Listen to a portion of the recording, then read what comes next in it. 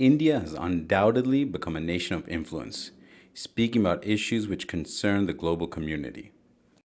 One piece of evidence of this is that the nation will assume the G20 presidency at the end of this year.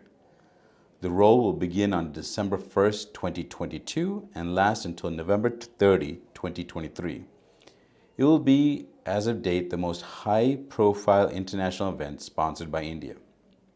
Now, at this point, you must be impressed, but maybe in the back of your mind, you're wondering, what is the G20?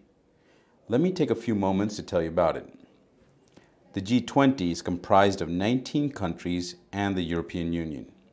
Combined, these countries comprise the largest industrialized and developing economies.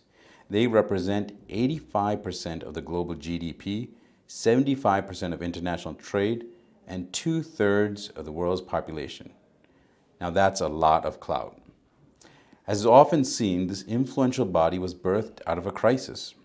A global economic crisis affected East Asia and Southeast Asia from 1997 to 99. And although the recovery was fast, it raised the need to create an environment of stronger global stability and to manage sovereign debt. And these two things were the initial agenda of the G20.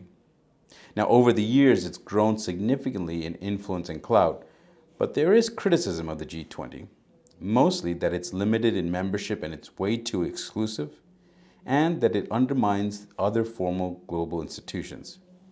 You'll always know where the G20 is being held because there it brings out protests from groups advocating different causes. The 20 countries which constitute the G20 are, in order, Argentina, Australia, Brazil, Canada, China, France, Germany, India, Indonesia, Italy, South Korea, Japan, Mexico, Russia, Saudi Arabia, South Africa, Turkey, US, European Union, and Spain. Over the years, the agenda has increased to take on energy, agriculture, trade, digital economy, health, environment, employment, tourism, anti-corruption, and women's empowerment.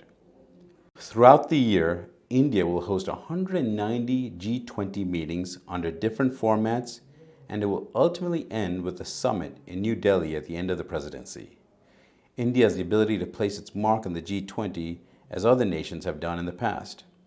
For example, under the Chinese presidency in 2016, the nation created the Digital Economy Task Force, intended to have a common understanding, principles, and key areas for development and cooperation in the digital space. Saudi Arabia followed China's work during its presidency in 2020 and added cybersecurity to the digital agenda.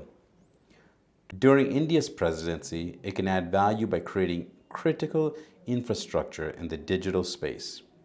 There's a lot more that will continue to evolve as India begins its tenure as the president of the G20, and we will be sure to keep you informed. But for now, know that it's a momentous opportunity for India, and we get to see history in the making.